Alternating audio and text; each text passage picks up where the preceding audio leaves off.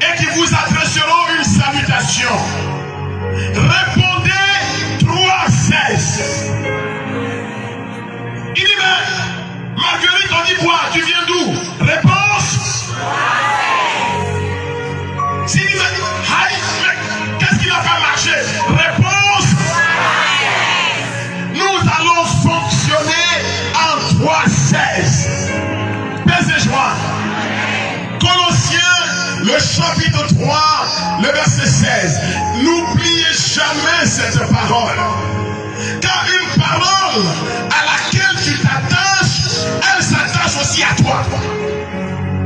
Dieu a dit à Josué, c'est ma parole contre ton cœur. Ne t'en sais pas ni à droite ni à gauche. Médite-la et répète-la. Alors tu réussiras dans tout ce que tu entreprendras. Qu'est-ce qu'il a dit? Tu réussiras. Qu'est-ce qu'il a dit? Qu'est-ce qu'il a dit? Tu réussiras. Qu'est-ce qu'il a dit? Tu réussiras. Si la parole est attachée à toi, alors tu réussiras. Ce qui est dans cette parole, elle s'accomplira dans ta vie ce matin.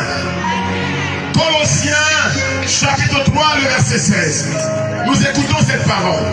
Que la parole du Christ, Paul dit aux Colossiens que la parole de Jésus-Christ, habite en vous dans toute sa richesse. Qu'elle habite en vous dans toute sa richesse. Frères et sœurs, ça veut dire quoi habiter? Habiter veut dire habiter. Dis à ton frère, habiter veut dire habiter. Dieu décide que ta vie devienne le lieu de l'habitation de sa parole. Ça veut dire que Dieu cherche un cœur où Dieu va maintenant habiter. Tu ne seras pas un lieu vide, mais tu seras un lieu habité. Tu seras une maison occupée. Je veux dire à quelqu'un qui m'entend ce matin que tous ceux qui se lèveront contre toi trouveront quelqu'un chez toi. Ton main n'est pas venue jusqu'à moi. Paul dit que la parole de Dieu habite en vous. Mais quand elle habite en vous, elle habite avec toute sa richesse. Paix et joie. Toute sa richesse. Que la parole de Dieu habite en vous avec toute sa richesse. Et c'est ce thème que nous sommes appelés à développer ce matin. Frères et sœurs, c'est quoi la parole de Dieu? Pour nous, la parole de Dieu, ce n'est pas quelque chose. Mais la parole de Dieu, c'est quelqu'un. Est-ce que tu peux dire c'est quelqu'un? Dis c'est quelqu'un. Quand on parle de la parole de Dieu, beaucoup de gens confondent la parole de Dieu avec la Bible. Beaucoup de gens confondent la parole de Dieu avec les Écritures. La parole de Dieu dépasse la Bible. La parole de Dieu déborde de la Bible. La parole de Dieu est née avant la Bible. La Bible est née progressivement. D'abord avec l'Ancien Testament, à l'époque de Moïse. Et puis, avec le Nouveau Testament, par le témoignage de ceux qui ont marché avec Jésus. Le premier récit de la Bible dans le Nouveau Testament est né aux alentours des années 60 après Jésus-Christ. Mais la parole de Dieu, elle est née avant l'Ancien et le Nouveau Testament. Écoutez ce que j'en dis en Jean chapitre 1er à partir du verset 1er. Que dit l'apôtre Jean? Au commencement, il dit au commencement. était Touche ton frère, dit au commencement. Dis au commencement. La parole de Dieu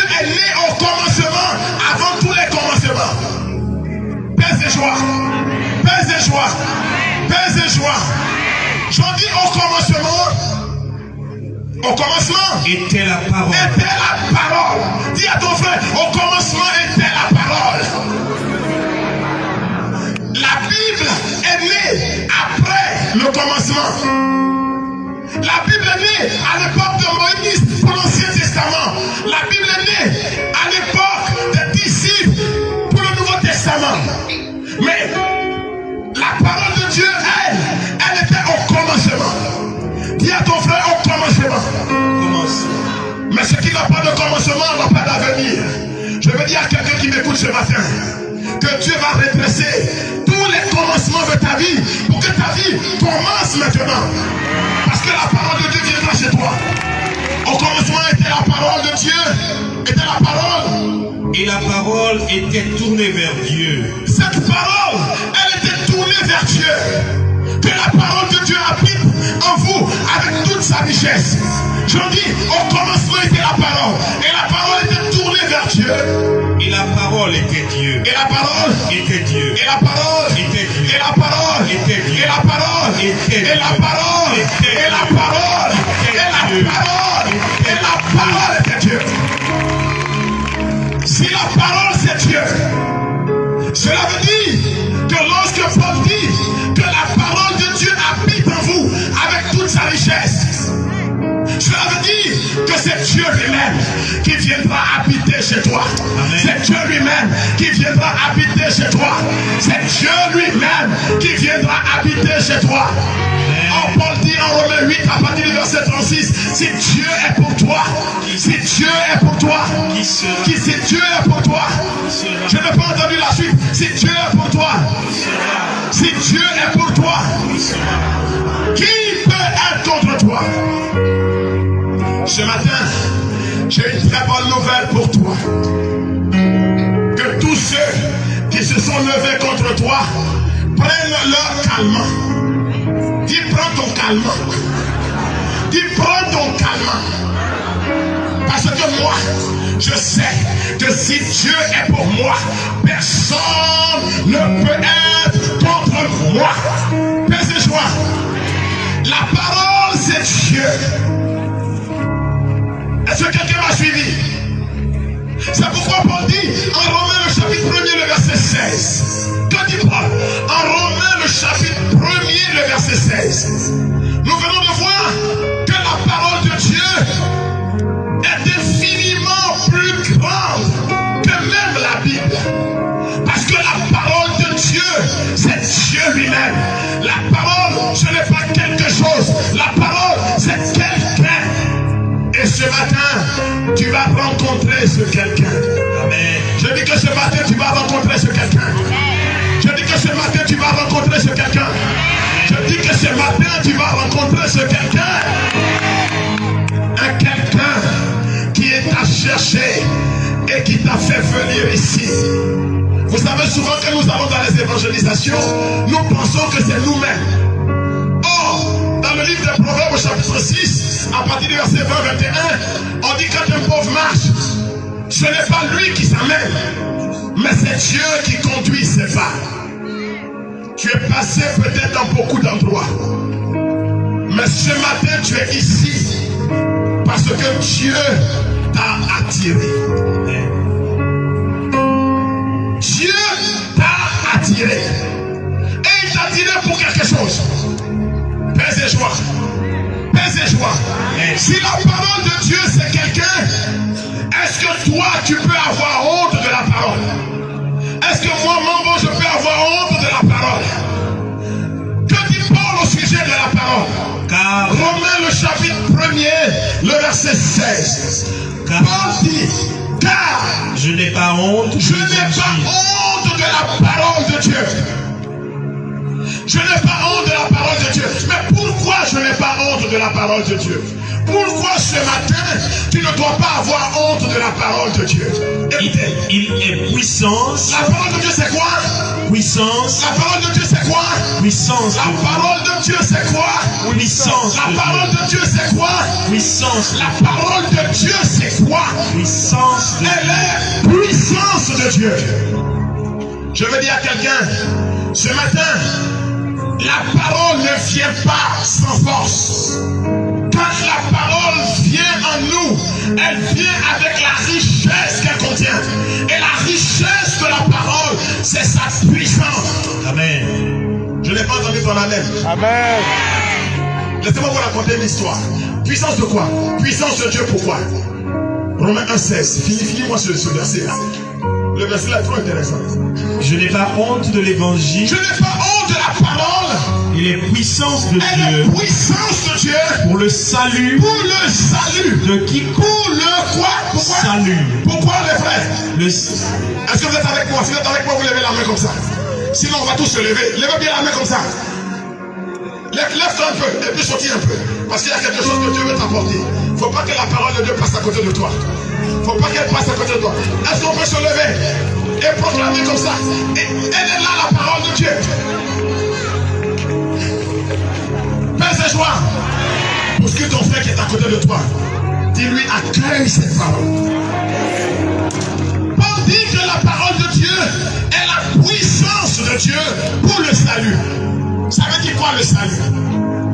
Le salut, ça veut dire que la parole de Dieu est capable de nous arracher à un danger, à un péril certain, pour nous introduire dans le bonheur de Dieu. Je n'ai pas entendu ton amen.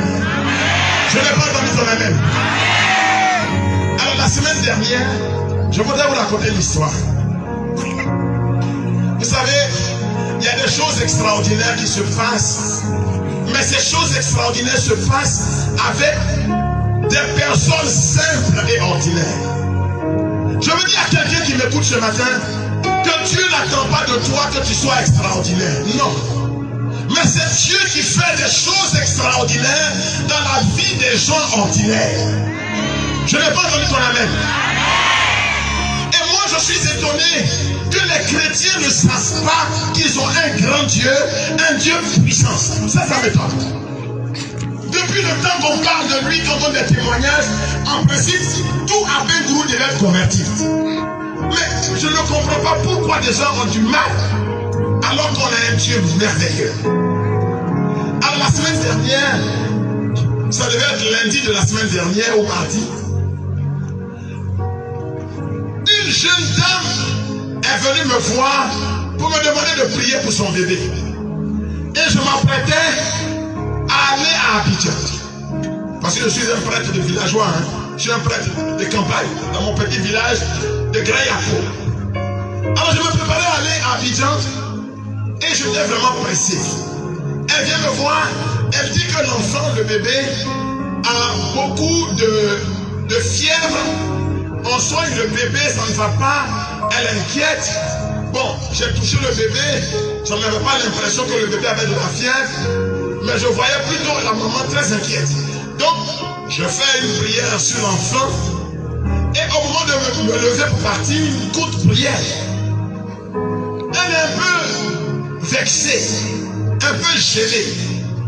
Pas parce que je suis pressé de partir, mais elle me fait remarquer pourquoi elle est gênée. Elle me dit, mon père, vous ne me reconnaissez pas. Donc j'ai compris que le prêtre là, il voit tellement de gens. J'ai compris qu'elle était vexée parce que je ne l'avais pas reconnue. J'ai dit, ma fille, non, je ne te reconnais pas.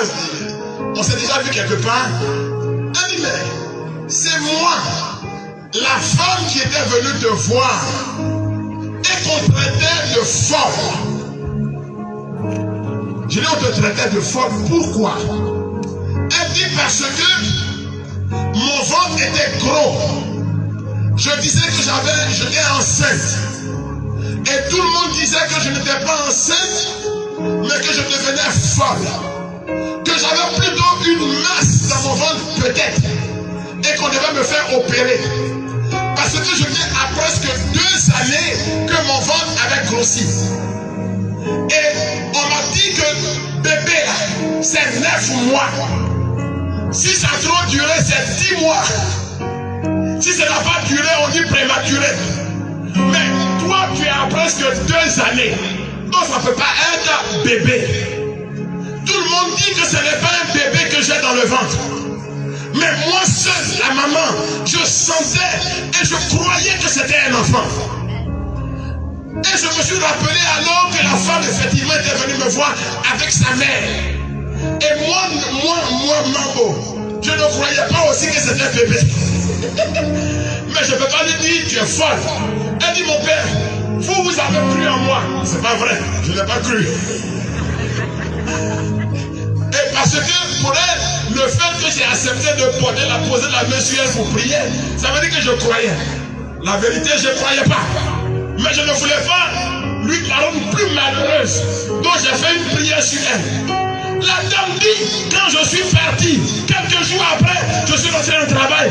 Et le bébé là, c'est le bébé là que je t'ai envoyé pour que tu vois. 2 ans de grossesse. Bébé sort pas.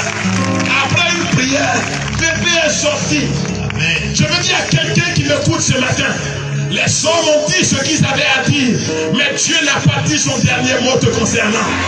Dieu n'a pas dit son dernier mot te concernant. Ce que les hommes ont dit impossible, Dieu le rend possible, car à Dieu rien n'est impossible.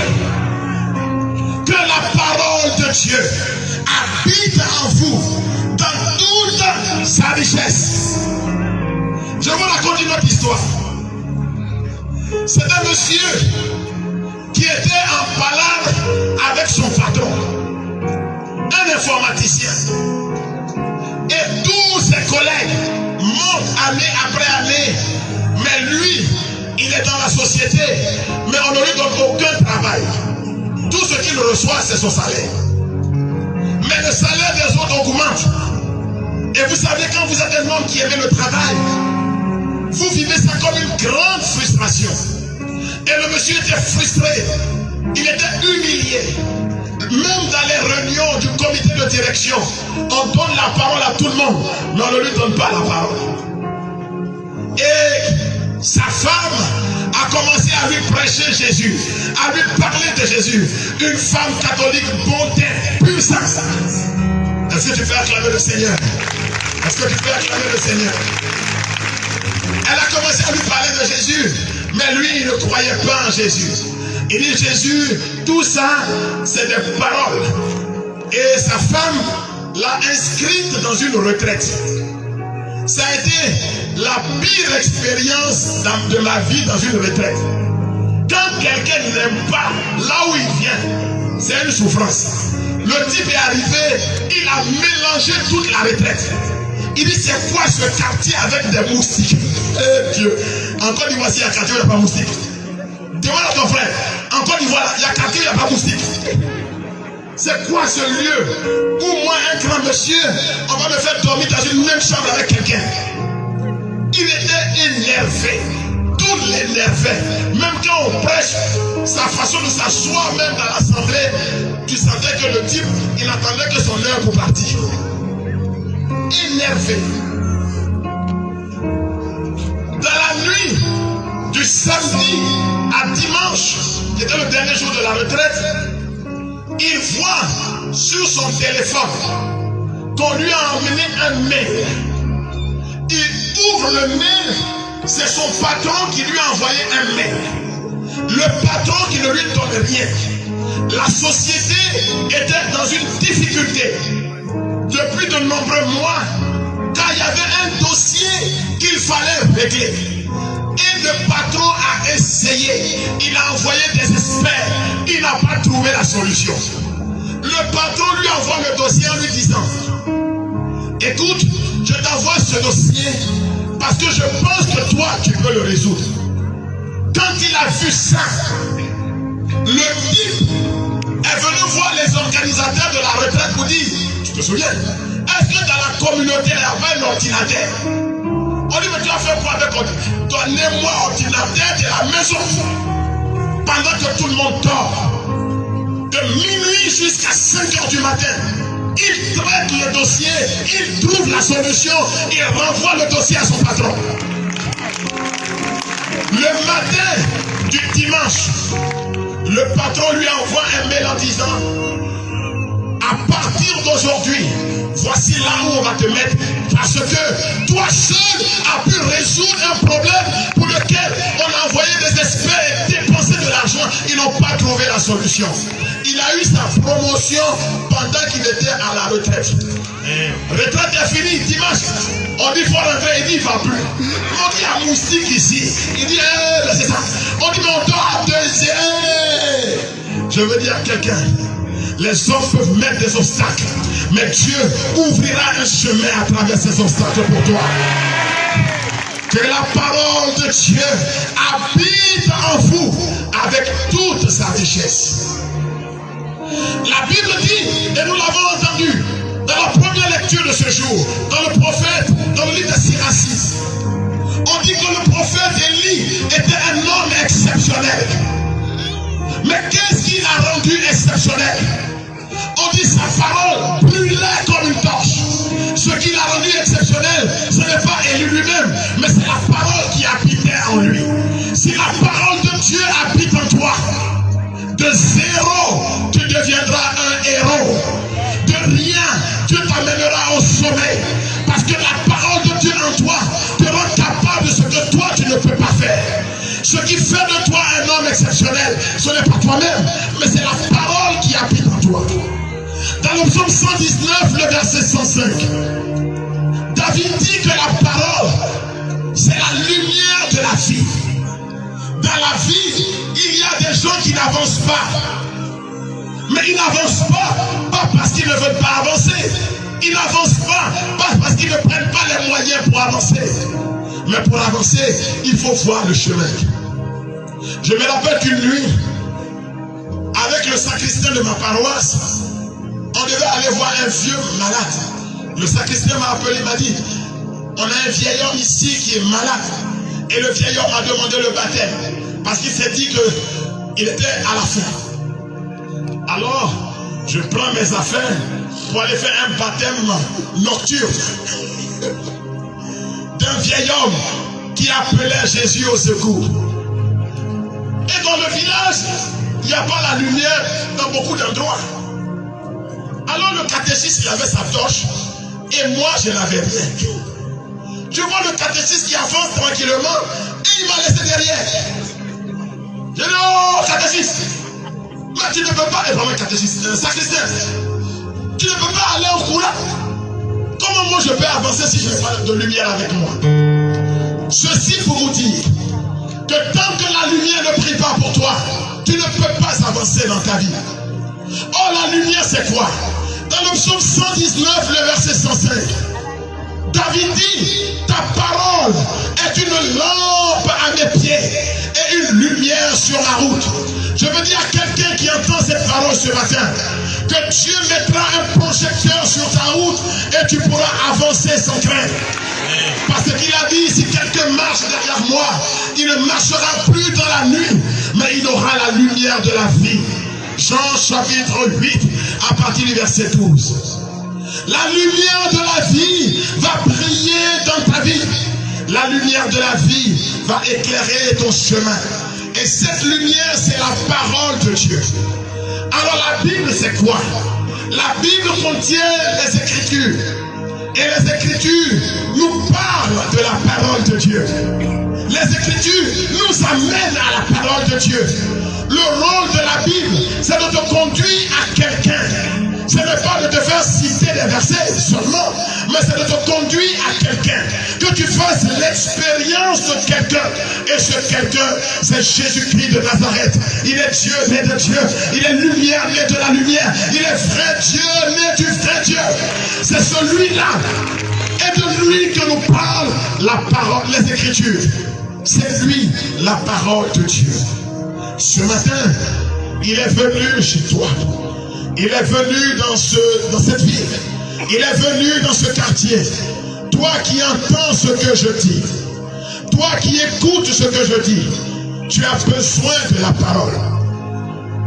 Quand j'étais plus jeune prêtre, à Yopougon, à la paroisse Saint-Joseph, mon curé était le père, feu le père Michel Bassé. Vous savez, souvent, quand les gens vous entendent, ils vous donnent des gloires. Or, dans la vie, comme disent les Zougloumans, c'est l'homme qui fait l'homme. Touche ton frère, dis c'est l'homme qui fait l'homme. Touche ton frère, dis c'est l'homme qui fait l'homme. Ce curé, c'est lui qui m'a demandé de commencer les messes de malades. Et puis à une messe de malade, il s'est passé quelque chose. Vous savez comme ce qui va se passer ce matin. Parce que ce matin, il va se passer des grandes choses ici. Même ceux qui dorment, vous allez les voir courir après. À cette messe, on annonçait des guérisons. Parce que vous savez qu'à chaque messe, Jésus guérit. D'ailleurs, le prêtre est convaincu de ça. Il dit, frères et sœurs, voici l'agneau de Dieu. C'est lui qui enlève les péchés du monde. Nous répondons, Seigneur, je ne suis pas digne de te recevoir, mais dis seulement une parole et je serai. Et je serai. Et je serai. Donc, à chaque messe, il y a des guérisons. S'il n'y a pas eu de guérison à une messe, ce n'est pas la messe. Mais je n'ai pas dit qu'à chaque messe, il y a parole de connaissance. Je dis à guérison. Donc, on peut se rendre compte, comme on peut ne pas se rendre compte. Mais Jésus le fait. Alors, à cette messe, il y a eu des guérisons. On a annoncé des guérisons et le pauvre prêtre a annoncé une grande guérison, entre guillemets, grande. Je dis, voici que dans l'assemblée, enfin, voici qu'il y a quelqu'un qui entend ce que je dis, qui est ici. Tu es handicapé de tes deux pieds. Et le Seigneur est en train de te guérir. Je ne sais pas qui m'a envoyé. Quand j'ai dit ça, la prière s'est mélangée. Tout le monde est devenu supporter et plus personne n'écoutait la prière. Chacun voulait voir la personne qui est guérie. Et on commence à chercher et on ne trouve pas la personne. Donc le temps a commencé à devenir très long. Où est la personne guérie? Point de personne guérie dans l'assemblée. Je vous assure que la prière de guérison, on l'a fait à la fin de la messe, après la prière post-communion. Donc c'est pas longtemps. Mais ce petit temps-là est devenu une éternité. Parce que tout ce que Dieu avait fait, tout le monde a oublié. On dit, ah, le prêtre là, on dirait qu'il invente les choses, hein? Et donc, la fin de la messe, quand on a dit, allez dans la paix du Christ, directement au presbytère, on allait s'enfermer là-bas. Tellement la honte était grande. Je dis, mais Seigneur, je suis ton serviteur. Est-ce que tu étais obligé de me mettre une parole dans le cœur et puis on voit rien? Ah Seigneur, vraiment tu travailles pour toi, c'est dur. Et comme les messes de malades c'était tous les vendredis, le vendredi qui suivait, c'était un vendredi difficile. Revenir devant les gens, ils vont dire, oh, il vient encore. Mais dans la foi, dans la confiance en Dieu, nous sommes revenus pour la messe. Et habituellement, avant la prédication, les organisateurs demandent à une ou deux personnes de venir rendre témoignage. C'est dans ce moment que deux femmes se sont approchées de l'autel. Elles disent qu'elles veulent parler. Et nous étions tous assis pour les écouter. La petite sœur prend la parole parce que la grande sœur coulait des larmes, elle était émotionnée, elle n'arrivait pas à parler. Et voici l'histoire que nous raconte la petite sœur. Elle dit, ma grande sœur, que voici une très belle femme vivait à 180 à l'heure d'Abidjan. Elle avait beaucoup d'amants qu'il appelait tout le temps pour lui dire, après toi c'est toi, parce que avant toi c'est toi. Elle avait beaucoup d'argent toutes les semaines. Et elle passait son temps à insulter sa petite soeur. Elle traitait sa petite soeur de Vierge Marie. Elle disait à sa petite soeur, pendant que les hommes avancent, toi tu dors dans les églises. Ne te réveille pas pour redonner un sens à ta vie. Continue d'aller à l'église. Et cette grande sœur, elle est tombée malade. Mais d'une maladie banale. Et je crois qu'on devait lui faire une opération. Et c'est ce qui s'est passé. Quand elle a été opérée, apparemment les choses se sont bien passées. Quand elle se réveille, le problème, c'est qu'elle ne peut plus se lever de son lit. Elle avait perdu l'usage de ses deux pieds. Donc, elle a été transportée à la maison. Elle est rentrée à l'hôpital en marchant. Elle est sortie de l'hôpital handicapée des deux pieds. Et comme elle ne pouvait plus rien faire, sa petite sœur était obligée de s'en occuper. Cette petite sœur, qui était tout le temps à la messe des malades, ne pouvait plus aller à l'église parce que le vendredi, elle devait s'occuper de sa sœur. Mais elle avait trouvé comme solution d'allumer la radio pour écouter la messe à la radio. Et ce vendredi, elle a allumé la radio pendant qu'elle faisait les tâches de la maison. Sa grande sœur, qui n'avait pas le temps pour Dieu et qui ne pouvait plus aller quelque part, était obligée d'écouter ce qu'on avait mis à la radio. Et cette grande sœur écoutait la radio et elle entendait que dans cette église, on disait que Jésus guérissait et tout. Et elle n'a pas appelé Jésus au secours, mais elle a commencé à se plaindre. Elle dit à Jésus, est-ce que je suis la plus mauvaise des personnes de la terre? Qu'est-ce que moi j'ai bien pu faire pour que je rentre à l'hôpital avec mes deux pieds et je sorte, je suis couché? Et pendant qu'elle se plaignait, elle dit qu'elle entend à la radio le prêtre qui dit, ce n'est pas la guérison que je veux pour toi, mais c'est ton cœur que je te demande de me donner. Que la parole de Dieu habite dans vos cœurs avec toute sa richesse. Amen.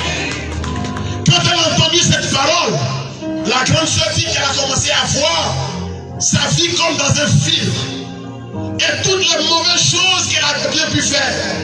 Et à ce moment-là, elle a commencé à pleurer.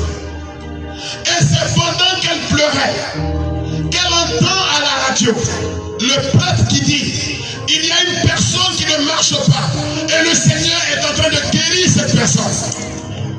Elle dit, quand elle a entendu cette parole, ce qui s'est passé, c'est qu'elle est rentrée dans un sommeil mystérieux. Elle qui était couchée, c'est comme si elle s'était endormie en même temps. Elle n'a plus rien entendu de tout ce qui se passait. Quand elle est sortie de ce sommeil, la messe était finie. Et la radio nationale catholique jouait des musiques en langue de chez nous. En se levant, se réveillant, elle a eu envie d'aller aux toilettes. Et c'est à ce moment que de façon instinctive, elle s'est levée spontanément et elle a commencé à partir toute seule aux toilettes. Et c'est quand elle est arrivée devant les toilettes qu'elle se rend compte que ce n'est pas normal. Habituellement, on la porte. Mais comment elle a pu faire pour venir devant les toilettes? Donc elle ne pouvait plus rentrer dans les toilettes, elle ne pouvait plus s'en retourner et elle était arrêtée là, elle a commencé à pleurer. Et sa sœur, qui faisait les tâches de la maison, la voit devant la porte. Elle lui dit, mais qui t'a emmené ici? Où bien tu marches maintenant? Voilà, le miracle était là. Dieu venait de la guérir de cette deux chambres. Quand elle a commencé à dire ça, j'ai sauté de ma chaise. J'ai dit, voilà. Ce matin, que Dieu fasse aussi pour toi. Ce matin, que Dieu ouvre un chemin pour toi. Les disciples de Jean-Baptiste sont allés demander à Jésus, es-tu celui qui doit venir? Es-tu la parole de Dieu qui vient avec toute sa richesse? Ou devons-nous continuer à attendre des gens? Et Jésus leur a dit, allez dire à Jean, il a dit, allez dire à Abengourou, que les aveugles voient, les sourds entendent, les boiteux marchent, les lépreux sont purifiés. Heureux celui qui n'abandonnera pas la foi en moi. Les aveugles voient. C'est qui un aveugle?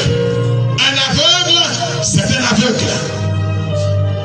Un aveugle, c'est celui qui ne voit pas.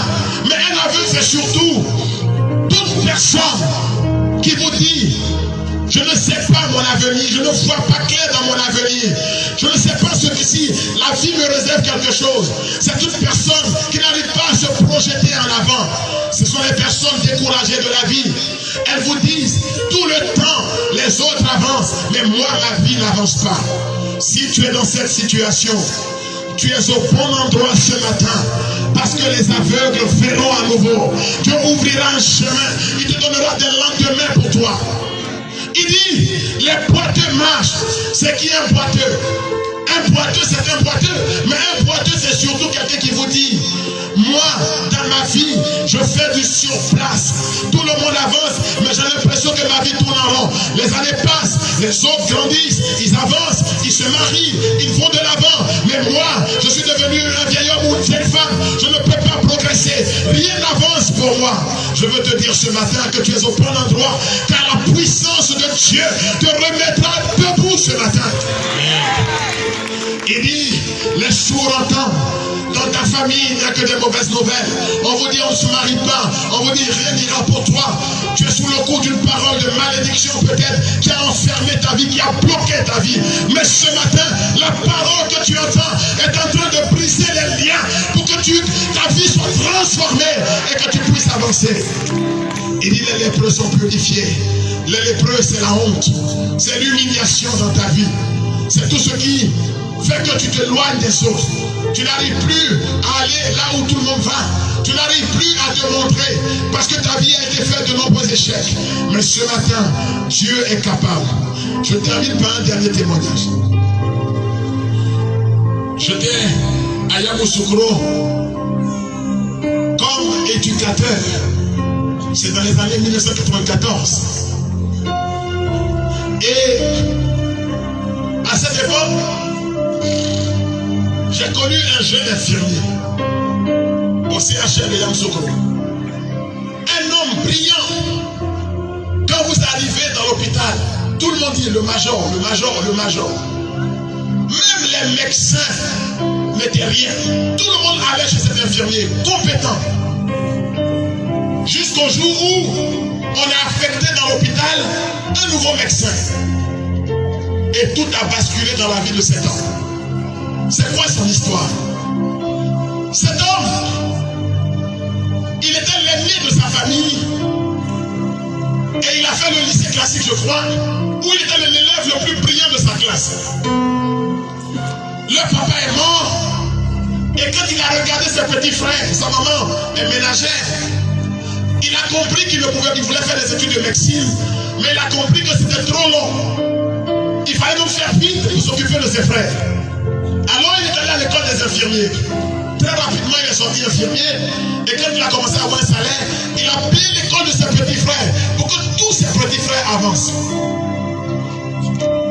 Mais voilà que le nouveau médecin qui est devenu le chef de l'hôpital qui est venu était un de ses amis de classe à qui il expliquait les cours quand ils étaient au lycée. Et celui à qui il expliquait les cours devient maintenant son patron. Alors il est entré en crise.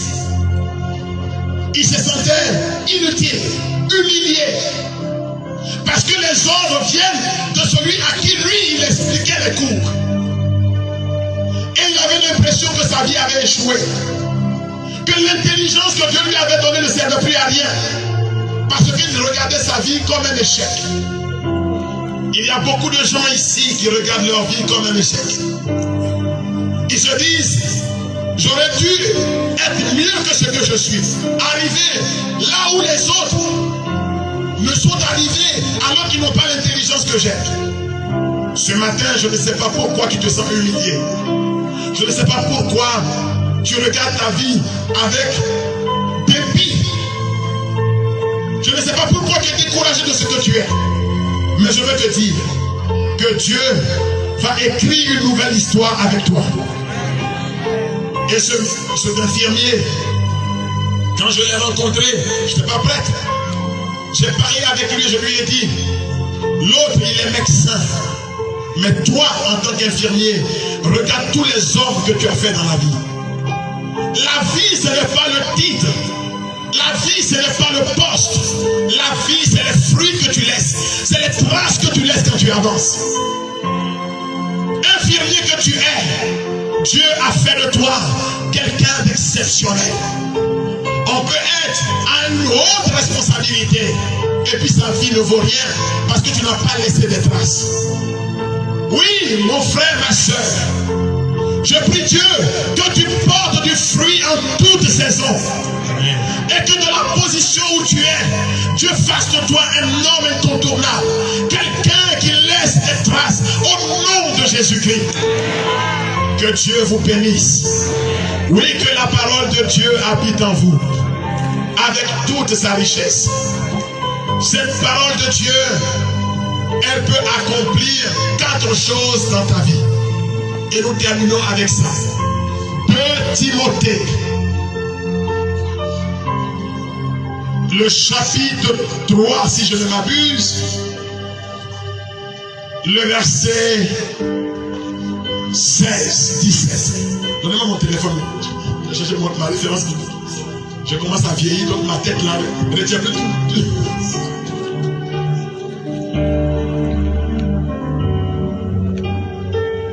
Exact. 2 Timothée 3, 16, 17. 16.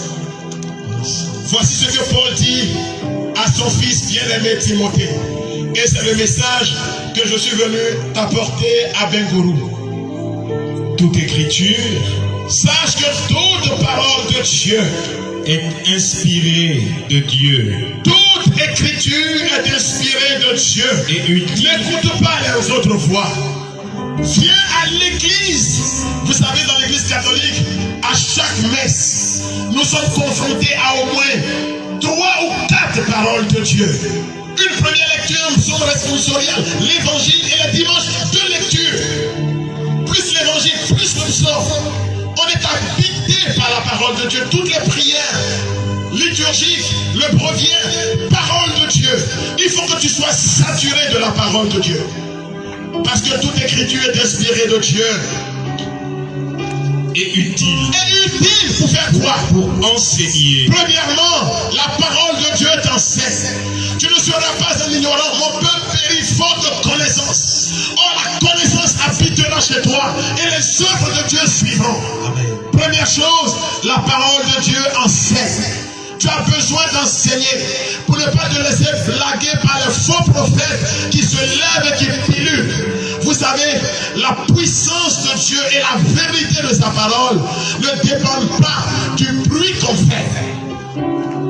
Utile pour enseigner. Deuxièmement, pour réfuter. La parole de Dieu permet de chasser tout ce qui est mal.